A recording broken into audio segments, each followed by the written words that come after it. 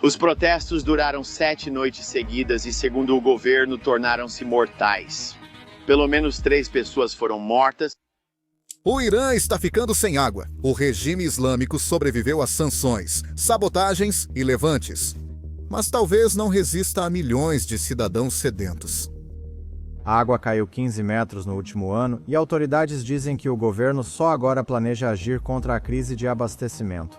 No entanto, alguns iranianos não estão satisfeitos e se juntaram a manifestações pedindo que o governo faça mais. O som de tiros, enquanto as forças de segurança usam balas para dispersar os manifestantes. Pessoas protestam contra a grave escassez de água em uma das regiões mais quentes do Irã. Mas os protestos se transformaram em manifestações de descontentamento contra o governo e o líder supremo do país. O Irã está tão desesperado que o governo está pensando em importar água de países vizinhos? Sim, você ouviu direito. Importar água. 5 anos brutais de seca e cerca de 40% menos chuva do que o normal fizeram com que os reservatórios de Teherã estejam criticamente baixos. Especialistas afirmam que a principal represa da capital só tem água para mais um mês, podendo Teherã ficar sem água até o fim de setembro. E se a escassez já não fosse ruim o suficiente, a má gestão irresponsável só piorou a crise. Apenas em 19 de agosto, as autoridades admitiram um incidente na rede de água que deixou grande parte de Haramabad, com 370 mil habitantes sem água potável. Ninguém sabe se ou quando os serviços voltarão. Porém, ao invés de solucionar o problema, os líderes do Irã acharam que o maior desafio era as pessoas comentarem sobre ele. Eles desligaram a internet. 27 das 31 províncias do Irã estão sem acesso e só 4 têm conexão parcial. Milhões de iranianos enfrentam apagões diários de 6 a 12 horas. Em algumas regiões, falta total de energia. Sem energia, água ou conexão externa. Represas como Lar e Latian estão com menos de 15% da capacidade e há relatos de apenas 1% de água restante. No sul, a situação é ainda pior. Lagos sumiram e reservas subterrâneas secaram. Muitas cidades não têm água nas torneiras há semanas. Mas nem sempre foi assim. Há cerca de 10 anos, o sistema de água do Irã ainda funcionava. Represas como Karé, Dez e Karun mantinham os campos verdes em Khuzistão e além. O rio Karun, que já foi o maior e único rio navegável do Irã, abastecia cidades, alimentava indústrias e mantinha o sudoeste vivo. As zonas úmidas de Ramun, na fronteira com o Afeganistão, já foram a 7ª maior área alagada do mundo. Mas hoje, é praticamente só poeira. Não porque a chuva parou, mas porque o sistema a destruiu por dentro. Corrupção, ganância e anos de má gestão já haviam enfraquecido o país antes da seca. O Irã sempre teve pouca água, recebendo só cerca de 250 milímetros de chuva por ano. Isso equivale a cerca de 1/3 da média global. Com esses números, seria esperado que o planejamento cuidadoso fosse prioridade, mas não foi. Por décadas, governantes e elite do Irã buscaram objetivos estúpidos. E agora, os iranianos comuns estão finalmente pagando o preço. Os líderes do Irã costumavam ter uma obsessão por grandes projetos de desenvolvimento, como construir represas gigantescas, buscar uma revolução verde e até sonhar em transformar desertos em paraísos verdes e exuberantes. Durante o governo do Shah Mohammad Reza Pahlavi, nas décadas de 1960 e 1970, o Irã se inspirava nos Estados Unidos. Megaprojetos como a represa Hoover e a Autoridade do Vale do Tennessee os fascinavam. Nos anos 1950, o Shah contratou uma empresa americana, liderada por ex-funcionários da Autoridade do Vale do Tennessee, para redesenhar a infraestrutura hídrica da província de Khuzistão, no Irã. A Autoridade do Vale do Tennessee converteu áreas pobres dos Estados Unidos da América em terras agrícolas com represas, e o Shah queria repetir esse sucesso. Logo, represas de concreto e estruturas de aço se tornaram símbolos de progresso, prestígio e modernidade. A liderança do Irã queria o máximo de represas, o mais rápido possível. Se essas represas faziam sentido prático, ninguém se preocupou em checar. No final dos anos 1970, represas estavam surgindo por toda parte, e a obsessão do Shah por megaprojetos fazia com que as necessidades das pessoas comuns, como escola, saúde ou empregos estáveis, fossem frequentemente ignoradas. A frustração estava crescendo rapidamente, mas antes que as pessoas pudessem realmente se manifestar, a Revolução Islâmica de 1979 chegou e mudou tudo. No começo, os iranianos esperavam que o novo governo islâmico atendesse suas necessidades básicas, mas isso não ocorreu. Em vez disso, o regime revolucionário acabou sendo tão teimoso quanto o antigo. Embora o novo regime islâmico discordasse fundamentalmente de quase todas as outras políticas do Shah, curiosamente, eles abraçaram sua visão de que nenhum rio deveria ficar sem barragem. Na verdade, ao longo das décadas seguintes, o Irã construiu barragens em um ritmo tão incrível que no início dos anos 2000 havia se tornado silenciosamente o terceiro maior construtor de barragens do mundo, ficando atrás apenas dos gigantes globais, China e Japão. Na era do presidente Hashemi Rafsanjani, uma nova barragem era concluída a cada 45 dias, em média. Por isso, ele foi chamado de comandante da construção. Em 30 anos, o Irã construiu mais de 600 barragens. São cerca de 20 barragens por ano consecutivas, sem pausa. Eles provavelmente pensaram: é só prender toda a água em grandes reservatórios, depois usar para irrigar os campos, cultivar mais plantações e produzir eletricidade. Pronto, problema resolvido. Parece fácil, mas é assim que crianças e alguns políticos lidam com problemas. Aqui não é fantasia, é o mundo real, onde erros têm consequências reais. Eles só precisavam ter se dado ao trabalho de ouvir alguém que entendesse como a natureza realmente funciona. Veja, o Irã não é o Canadá ou a Noruega. O país não possui chuvas constantes nem rios abundantes o ano inteiro. Os rios do Irã são sazonais e as chuvas sempre foram mínimas. Ao sufocar esses rios e riachos já limitados, com grandes barreiras de concreto, não se cria abundância, mas sim fragmentação, escassez e caos ambiental. As represas interrompem drasticamente o fluxo natural da água. Sufocam áreas alagadas, secam fazendas rio abaixo e impedem a recarga de aquíferos subterrâneos. Um exemplo perfeito disso é o Lago Urmia, no noroeste do Irã. Ele costumava ser o maior lago de água salgada do Oriente Médio. Hoje é uma terra árida, com apenas 5% do seu tamanho original. Mesmo quando as barragens retêm água, muitas vezes é uma batalha perdida.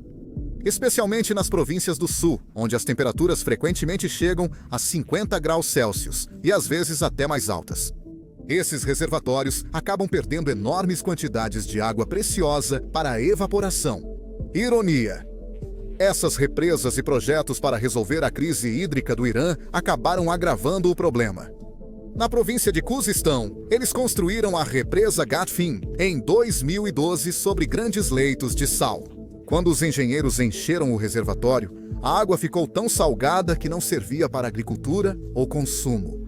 Uma maravilha da engenharia que custou milhões de dólares acabou transformando um rio de água doce e vital em um enorme lago salgado. Esse é o clássico erro, ou o sonho impossível de irrigar desertos. O objetivo era levar a água das represas a áreas áridas, tornando desertos férteis para a agricultura. Mas o solo do deserto é notoriamente salgado e incrivelmente sedento. Quando você despeja água nele, o solo rapidamente a absorve, mas deixa para trás crostas grossas de sal que lentamente envenenam as plantações. Em apenas alguns poucos anos, os agricultores que investiram suas vidas nessas terras recuperadas viram suas plantações murcharem estação após estação. Por fim, desistiram, deixando paisagens fantasmagóricas com canais secos, equipamentos enferrujados e casas em ruínas. Quando falei que construíram várias barragens sem critério, você deve imaginar problemas como má engenharia e muita corrupção, e isso não falta no Irã. Mas havia outro problema: nenhuma coordenação entre as províncias. Cada região queria suas próprias barragens, seus próprios projetos, sem nenhum planejamento real ou consideração de como isso afetaria outras áreas rio abaixo. Cada líder local queria um monumento de concreto para agradar o Shah e melhorar sua carreira. O mesmo padrão continuou após a Revolução Islâmica e uma empresa rapidamente percebeu que poderia transformar essa estupidez política em lucros enormes. A Khatam Al-Anbiya, gigante da construção, era controlada pela Guarda Revolucionária. Devido à influência política da Guarda Revolucionária, obtinham contratos lucrativos facilmente, e ninguém questionava se esses projetos eram realmente necessários. Pesquisadores independentes que investigaram a construção de barragens no Irã há alguns anos notaram que muitos registros oficiais estavam incompletos ou ausentes nos arquivos do governo. Essas eram informações cruciais, como custos de construção, avaliações de impacto ambiental, até mesmo as localizações exatas das barragens, tudo estranhamente ausente, tornando quase impossível verificar quanto dinheiro realmente havia sido gasto ou se as barragens tinham sido construídas de forma responsável. A construção desenfreada de barragens só cessou quando a crise hídrica ficou inegável. O ressentimento público aumentou e, eventualmente, até o próprio presidente do Irã na época, Hassan Rouhani, começou a ficar receoso. Ao assumir em 2013, uma de suas primeiras ações foi pedir a suspensão de novas barragens. Ele percebeu como tudo saiu do controle, drenando a água do Irã e esgotando o tesouro nacional com megaprojetos desnecessários. Rouhani estava certo. Especialistas dizem que o Irã precisa desativar urgentemente ao menos 500 barragens para tentar restaurar o equilíbrio ambiental. Pensem como essas décadas de construção desenfreada de barragens foram caras, contraproducentes e desastrosas, resultando apenas em sofrimento, desperdício econômico e talvez a pior crise hídrica da história do Irã. Claro, as barragens são só parte da longa história de má gestão da água no Irã. A outra metade é sobre como a água é realmente usada, ou mais precisamente, mal utilizada, especialmente na agricultura. O governo do Irã, tanto antes quanto depois de 1979, estava determinado a alcançar a autossuficiência alimentar a todo custo. A ideia era cultivar nosso próprio trigo, nosso próprio arroz, tudo nosso, para que não dependêssemos de importações. Um objetivo nobre, talvez. Mas eles esqueceram que, para cultivar toda essa comida, é preciso enormes quantidades de água doce e limpa, algo que o Irã nunca teve em abundância. A agricultura consome muita água, e as práticas agrícolas do Irã eram e ainda são notavelmente descuidadas e ineficientes. Cerca de 90% de todo o suprimento de água doce do Irã vai diretamente para a agricultura. E o pior é que grande parte dessa água é completamente desperdiçada. Muitos agricultores iranianos ainda usam irrigação por inundação, alagando campos e esperando o crescimento das plantas. A irrigação no país tem eficiência média de 35%, ou seja, quase 2/3 da água se perdem ou evaporam antes de beneficiar as plantações. Sistemas modernos de irrigação por gotejamento atingem facilmente mais de 90% de eficiência. Além disso, transportar água por canais abertos ou canos com vazamentos desperdiça cerca de 12% a mais. Pense na dimensão dessa negligência e no descaso, não só com o presente, mas também com as próximas gerações.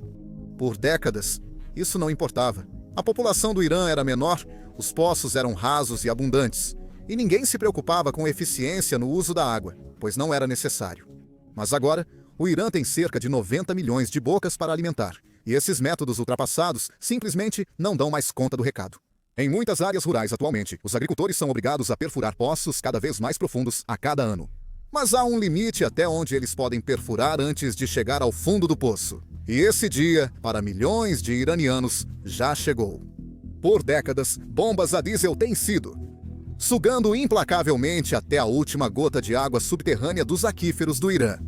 Segundo um climatologista, em menos de 50 anos, o Irã já drenou quase 70% de suas reservas de água subterrânea. Reservas que a natureza levou milênios para formar. Sabe o que ocorre ao drenar a água subterrânea de forma imprudente? A própria terra começa a desabar. Ao redor de Teherã e outras regiões fortemente exploradas, o rebaixamento do solo está se tornando um fenômeno assustadoramente real. Em certos locais, o solo afunda de 25 a 30 centímetros por ano, pois, ao esvaziar os reservatórios subterrâneos, falta sustentação à terra acima deles. Prédios racham, estradas cedem e pontes e ferrovias se deslocam. Fissuras profundas, algumas grandes para engolir uma pessoa, abrem-se nos campos dos fazendeiros. Certas áreas afundam dezenas de centímetros por ano devido ao colapso de aquíferos subterrâneos. Prédios racham, estradas cedem e grandes fissuras surgem nos campos. É como se a própria Mãe Natureza finalmente tivesse perdido a paciência, decidindo que eles já tinham levado o suficiente e que era hora de acertar as contas. Mas, sabe o que é ainda mais frustrante? Depois de desperdiçar tanta água preciosa na agricultura, a ponto de esgotar os aquíferos, o Irã acabou cultivando as piores culturas possíveis, nos piores lugares possíveis, e exatamente nas piores épocas do ano. Historicamente, a agricultura do Irã focava em grãos tolerantes à seca, como a cevada, devido ao clima seco. No século XX, a dieta dos iranianos mudou, e o governo passou a incentivar fortemente o cultivo de culturas que consomem muita água, como trigo e arroz, até em locais inadequados. Imagine tentar cultivar arroz, uma cultura notoriamente sedenta por água, em províncias como Isfahan, ou até mesmo Sistan-Baloquistão. Em Sistan, os agricultores eram até incentivados, ou às vezes pressionados a plantar melancias. Melancias. Cada quilo de melancia consome cerca de 170 litros de água. Os iranianos sabiam disso? Provavelmente não, mas os formuladores de políticas, com certeza, deveriam saber. É evidente que cultivar culturas tão sedentas numa região com apenas 5 centímetros de chuva ao ano é extremamente irresponsável. Felizmente, o governo iraniano acabou percebendo, pelo menos em parte, e anunciou uma proibição de todo o cultivo de arroz nessas regiões com escassez de água. Mas naquela altura, já era tarde demais. O dano já havia sido feito. Vastas áreas foram salinizadas, aquíferos esgotados e meios de subsistência destruídos. Por fim, há outro fator agravando todos esses problemas. E a responsabilidade é de toda a humanidade, não só do Irã. Mudança climática. A natureza é justa com todos, sejam animais ou humanos. Ao interferir na natureza, ela reage, muitas vezes com graves consequências. É isso que ocorre no Irã. Não só o chão debaixo dos pés deles está literalmente afundando, mas o Irã também está esquentando 2 vezes mais rápido que a média global. A temperatura média do país subiu cerca de 0,4 graus Celsius por década. Isso é o dobro do que o mundo inteiro tem experimentado. Agora, 0,4 graus Celsius por década pode não parecer muito à primeira vista, mas acredite em mim, isso se acumula rapidamente. Ano após ano, isso transforma os verões em ondas de calor mais longas e quentes e faz as taxas de evaporação dispararem. Os verões iranianos sempre foram quentes, mas agora passam dos limites suportáveis para humanos. Em Havas, no sudoeste do Irã, as temperaturas atingiram 53,7 graus Celsius em junho de 2017. Isso equivale a 129 graus Fahrenheit. É uma das temperaturas mais altas já registradas em qualquer lugar da Terra. Nessas condições, os reservatórios atrás das barragens evaporam muito rápido. O solo seca totalmente. As plantações precisam de mais irrigação e o uso de ar-condicionado, muitos com torres que gastam muita água, aumenta. Isso cria um ciclo vicioso e autorreforçador, tornando a crise ainda pior. E então vem a chuva, ou melhor, a falta de chuva. No inverno de 2018, Sistão e Baluchistão tiveram só 29 milímetros de chuva, menos de 1/3 do necessário. Os agricultores rezam desesperadamente pelas chuvas da primavera, mas na maioria das vezes, essas chuvas simplesmente nunca vêm. Quando chove, costuma serem rajadas curtas e fortes que causam enchentes sem penetrar suavemente no solo. A água se perde rápido, enquanto a terra segue seca. Como já disse, não dá para culpar a mãe natureza. O governo deveria ter planejado melhor. Há anos, o Irã enfrenta secas severas em um ano e enchentes no outro, enquanto as temperaturas sobem cada vez mais.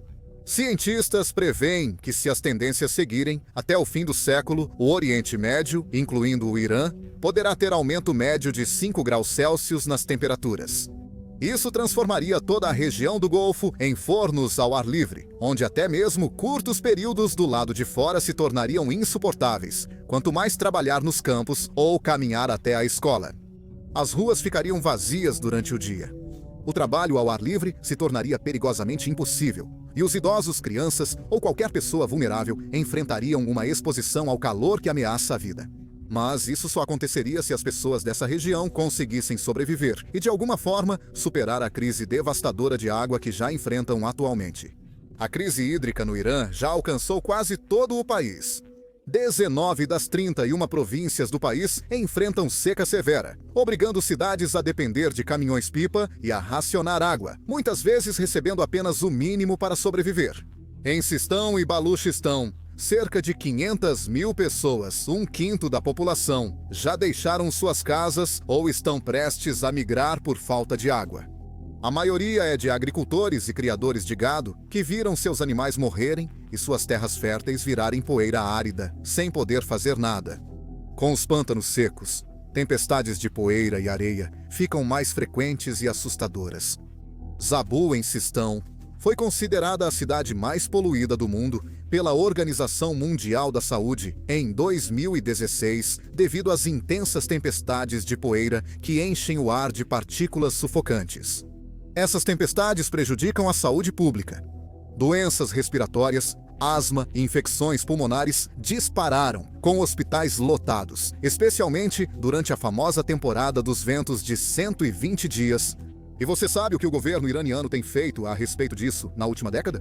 Às vezes, distribuem máscaras, fecham escolas e pedem para todos ficarem em casa. Só isso. O problema é que essas tempestades de poeira podem durar até 4 meses seguidos.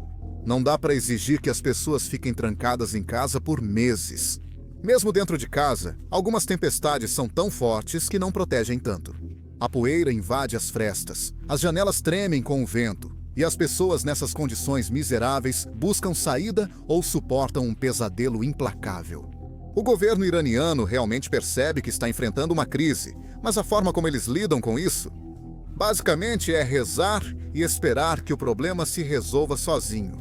Claro, a fé pode fazer milagres, mas, normalmente, não é função do governo gastar o dinheiro do contribuinte só para ficar rezando junto com eles. Não estou brincando, isso realmente aconteceu. No final de 2021, agricultores em Isfahan estavam protestando depois que o rio deles, o Zayand Had, secou completamente. Ao invés de apresentar soluções, o Ayatollah Alamochota, clérigo linha dura e sogro do presidente Raisi, apenas repreendeu os agricultores e disse que a solução era rezar mais forte por chuva. Você provavelmente pode imaginar como esse conselho foi recebido pelos agricultores, vendo seus campos virarem poeira. Para os iranianos comuns, a paciência já estava se esgotando. Isso só aumentou o fogo. Veja o Khuzistão, por exemplo. Essa província do sudoeste sempre teve água abundante por causa dos rios Karun e Kark. Esses rios antes fluíam constantemente, irrigando terras férteis, abastecendo vilas e cidades e sustentando os renomados pântanos mesopotâmicos rio abaixo. Décadas de barragens mal planejadas, irrigação excessiva e secas severas mudaram esse cenário. No verão de 2021, Khuzistão enfrentou uma de suas maiores crises. Em julho, com temperaturas acima de 50 graus Celsius, a situação ficou desesperadora. Cidade após cidade em todo o Khuzistão assistia impotente enquanto suas torneiras secavam por dias seguidos, deixando dezenas de milhares de pessoas sem água potável básica no calor brutal. Pelo desespero, as pessoas foram às ruas.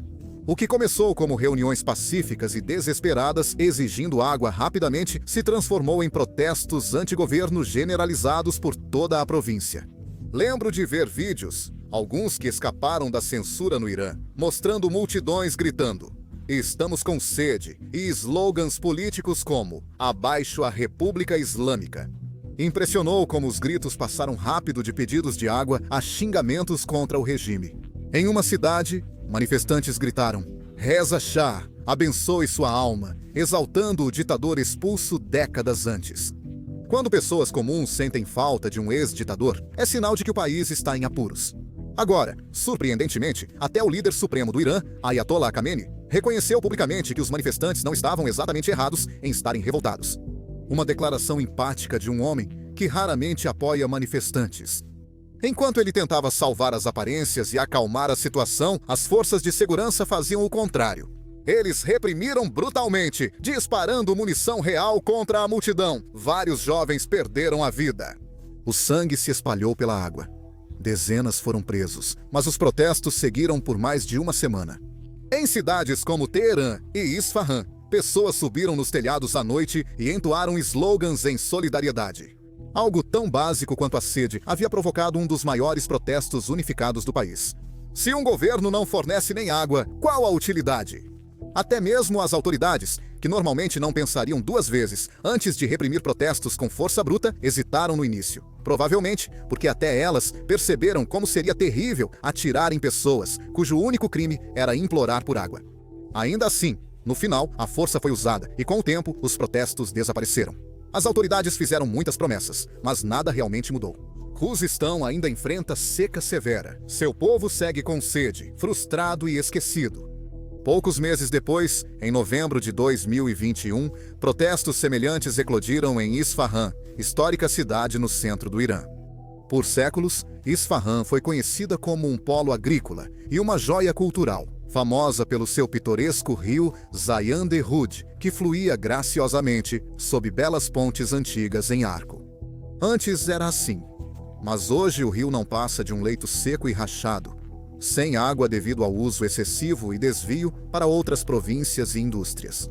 Os agricultores da região, principalmente rio abaixo, ficaram indignados. Para eles, o rio foi roubado e seus meios de subsistência deixados para definhar. Em protesto, eles iniciaram um protesto pacífico, acampando diretamente no leito seco do rio, perto da famosa Ponte Caju. Começou com poucos fazendeiros, mas em 2 semanas, o protesto reuniu milhares de isfahanes, comerciantes e famílias. Pais levaram filhos, e o clima lembrava um piquenique ou manifestação pacífica por justiça hídrica, não um protesto tradicional. Até mesmo a televisão estatal rigidamente controlada do Irã cobriu brevemente os protestos, um movimento raro que fez parecer, por um momento, que as autoridades realmente poderiam deixar as pessoas se manifestarem. Mas, à medida que as multidões continuaram crescendo, a oportunidade inevitavelmente se tornou mais política, e logo o regime perdeu a paciência. Em 25 de novembro de 2021, as forças de segurança finalmente mostraram pelo que, infelizmente, são mais conhecidas. Barracas foram incendiadas. Escavadeiras avançaram, e a polícia usou cacetetes e disparou gás lacrimogênio para expulsar todos. Famílias fugiram do leito do rio. Os agricultores foram espancados, e os protestos pacíficos se tornaram violentos da noite para o dia. Mas essa brutalidade só aumentou ainda mais a revolta. Ao anoitecer, e até o dia seguinte, Isfahan explodiu em intensos confrontos de rua entre manifestantes e a tropa de choque. Multidões enfurecidas entoaram slogans pedindo a morte do líder supremo e prometeram resistir. Mulheres confrontaram agentes de segurança, questionando por que atiravam em pessoas que só pediam água. No entanto, tragicamente, a polícia continuou atirando. Eles dispararam espingardas carregadas com chumbo diretamente contra a multidão, ferindo dezenas de pessoas. Alguns manifestantes, incluindo agricultores idosos, ficaram gravemente feridos, muitos com danos permanentes nos olhos e estilhaços no corpo. Imagens e vídeos de rostos ensanguentados logo se espalharam e o governo, como esperado, cortou a internet na região. Em poucos dias, até esse protesto foi silenciado. Como antes, todas as promessas e garantias do governo não significaram nada. Nenhuma mudança real ocorreu. Agricultores e moradores seguem sofrendo em silêncio. Mas agora, protestos como os de Isfahan e Khuzestão estão se espalhando novamente. Não só em algumas províncias, mas em quase todo o país.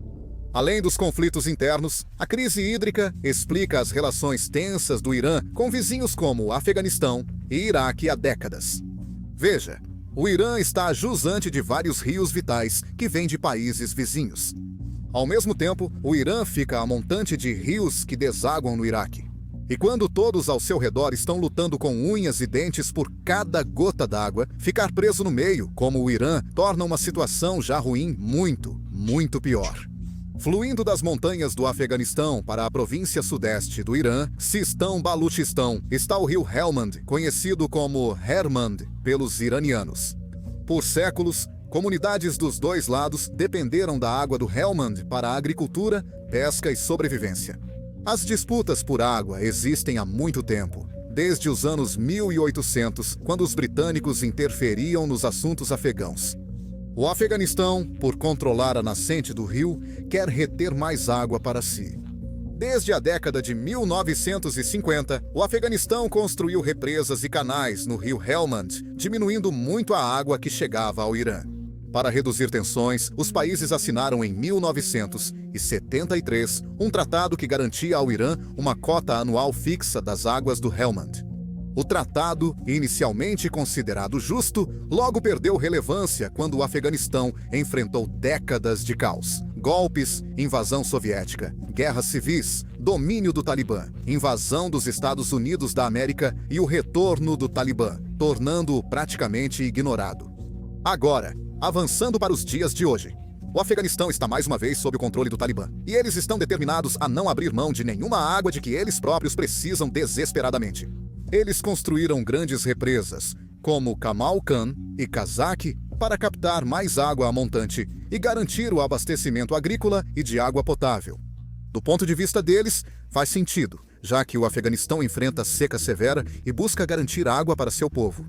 Porém, no Irã, essas represas pioraram ainda mais uma situação já ruim. Para o Irã, o Tratado de 1973 sobre a água do rio Helmand parece nunca ter existido. Teherã acusa o Afeganistão de violar o acordo. Porém, o Afeganistão afirma que seus reservatórios estão quase secos e não há água suficiente para liberar a jusante. Virou um caso clássico de dois vizinhos desesperados, ambos sofrendo, certos de que têm razão e incapazes de ceder. Em 2023, cansado de promessas não cumpridas, o presidente iraniano Raisi exigiu que o Talibã entregasse a parte de água do Irã, ameaçando consequências. O Talibã alertou o Irã para moderar o tom, mas a tensão cresceu até soldados de ambos os lados abrirem fogo. No fim do confronto, 2 soldados iranianos e um talibã morreram. As pessoas realmente se mataram por água. Foi a pior violência de fronteira entre o Irã e o Afeganistão em anos. Depois disso, ambos os países falaram sobre criar comitês conjuntos para resolver a disputa pela água, mas essas discussões praticamente estagnaram e não avançaram. E há um bom motivo para o Irã ser tão desconfiado do Talibã. No fim dos anos 1990, no primeiro governo do Talibã, eles fecharam as comportas da represa Kajaki após uma disputa política, bloqueando o rio Helmand de chegar ao Irã. Os iranianos não esqueceram essa lição. Eles entendem perfeitamente que o Talibã não teria problema nenhum em usar a água como arma novamente, se isso servisse aos seus interesses. Curiosamente, o Irã construiu com confiança 4 grandes represas em Sistão para armazenar a água prometida do rio Helmand, mas ela nunca chegou. Hoje, esses reservatórios estão secos e abandonados. Todo o verão, o Irã aguarda ansiosamente. Será que o Afeganistão vai liberar a água? Ou o Irã terá que enviar mais uma delegação irritada para Cabul? Essa água é uma tábua de salvação para dezenas de milhares de pessoas em Sistão. Então, não é preciso muita imaginação para ver como as tensões podem rapidamente escalar para um conflito real. Autoridades iranianas e a mídia local já falam em guerra da água, e é fácil entender por quê. Mas sabe o que é irônico? Exatamente o que o Talibã está fazendo com o Irã? O Irã está fazendo o mesmo com o Iraque. A oeste, o Irã controla vários rios e afluentes importantes que desaguam no rio Tigre, no Iraque. Recentemente, o Iraque acusou o Irã de cortar essas fontes de água. O Irã tem construído represas, cavado túneis e desviado rios para seu território, frequentemente sem consultar o Iraque. Desde 2020, projetos iranianos, como a represa Daryan, reduziram quase 85% do fluxo do rio Siran, afetando mais de 100 mil iraquianos no Kurdistão.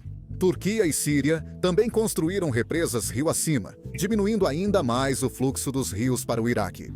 Tudo isso já provocou migrações em massa e uma catástrofe humanitária. Em 2018, Basra, segunda maior cidade do Iraque, enfrentou uma grave crise hídrica devido a desvios rio acima, que deixaram a água salgada e contaminada, levando milhares aos hospitais. E desde então, a situação só piorou. Conversas diplomáticas regularmente não levam a lugar nenhum, muitas vezes terminando como pouco mais do que promessas vazias. No clima cada vez pior, todos têm razão e estão errados ao mesmo tempo. Cada país precisa de água, mas se pegar mais, deixa os vizinhos com sede. Sem cooperação, é uma corrida para o fundo do poço, para a seca. E pode acreditar, essa é uma corrida que ninguém quer vencer. Há esperança. Existem soluções ou o Irã está caminhando inevitavelmente para o dia em que as torneiras secam? Bem, o Irã certamente tem algumas opções, e na verdade já está tentando algumas delas. Mas, se esses esforços serão suficientes, bem, essa é a pergunta de 1 trilhão de tomanes. O Irã recorreu imediatamente à dessalinização, transformando a água do mar em potável. Como não é possível criar nuvens de chuva, mesmo com campanhas de oração do governo, o ideal é usar as grandes reservas de água salgada do Golfo Pérsico e do Golfo de Omã. Existe um grande plano para canalizar a água dessalinizada do Mar de Omã até o norte, chegando à região árida de Sistão e mais ao interior. O custo estimado é de cerca de 4 bilhões de dólares. Outro grande projeto prevê bombear a água dessalinizada do Golfo Pérsico ao árido planalto central do Irã, abastecendo províncias sedentas como Kerman e Yazd. Eles já instalaram centenas de quilômetros de tubulação e construíram usinas de dessalinização. Mas elas são absurdamente caras e trazem seus próprios pesadelos ambientais. A dessalinização gasta muita energia e gera salmoura concentrada prejudicial aos ecossistemas marinhos. Um funcionário estimou que só um desses projetos de dessalinização custa cerca de 400 milhões de dólares anuais para operar. Para comparar, isso equivale ao ganho anual total do setor agrícola de Isfahan. É muito dinheiro para trazer água e cultivar plantações que nem valem tanto. Se tivessem investido esses bilhões em soluções úteis, em vez de desperdiçá-los em barragens inúteis, o Irã talvez exportasse água potável para países afetados pela seca. Mas, do jeito que as coisas estão, esses projetos desesperados de dessalinização de última hora parecem mais um curativo caro do que uma verdadeira solução. O verdadeiro elefante na sala, ou até uma manada, é a mudança climática e os danos já irreversíveis. Os aquíferos subterrâneos não se recarregam rapidamente. Na verdade, alguns aquíferos podem ter sido drenados de forma tão severa que talvez nunca se recuperem totalmente, não importa quanto chova. Lagos como Urmia levariam décadas de grandes e constantes influxos de água para recuperar seu estado original. As projeções climáticas são implacáveis. O Irã provavelmente enfrentará um futuro com secas mais longas e severas, além de uma quantidade significativamente menor de chuvas. Mesmo que, por algum milagre, o Irã conseguisse vedar todos os canais com vazamentos, fechar todas as fazendas que desperdiçam água e, de forma milagrosa, alcançasse uma eficiência hídrica perfeita da noite para o dia, a dura verdade é que talvez já seja tarde demais. Issa Kalantari, ex-chefe do Departamento de Meio Ambiente do Irã, alertou que, sem mudanças drásticas nos hábitos, até 50 milhões de iranianos, cerca de 70% da população, podem ser forçados a migrar em busca de água nas próximas décadas. Isso soa apocalíptico, mas talvez já vejamos os primeiros sinais hoje. Aldeias em locais como Sistão viraram cidades fantasmas. Aproximadamente 30% dos moradores mudaram para subúrbios ou cidades próximas. E isso está piorando em várias províncias. Mas para onde dezenas de milhões de pessoas iriam? Provavelmente, elas iriam primeiro para as grandes cidades. Teherã, Mashhad e Isfahan já estão sobrecarregadas, enfrentando grave escassez de água que deve piorar, segundo projeções climáticas. Se milhões começarem a chegar a cada ano, essas áreas urbanas entrariam em colapso devido à pressão. E logo, as pessoas não teriam outra escolha a não ser deixar o país completamente. Em breve, estaremos diante de uma crise de refugiados em uma escala que nunca vimos antes. A crise hídrica do Irã é, fundamentalmente, um desastre causado pelo homem que está piorando com as mudanças climáticas, o que também significa que nós, humanos, por mais falhos que sejamos, também temos o poder de evitá-la. O Irã pode se reorganizar, agir e possivelmente vencer essa situação. O mundo deveria acompanhar de perto. Cada movimento e decisão são importantes, pois se o Irã superar a falência hídrica, muitas regiões secas do mundo terão esperança. Mas, se falharem, veremos o que ocorre quando uma civilização perde seu recurso mais básico.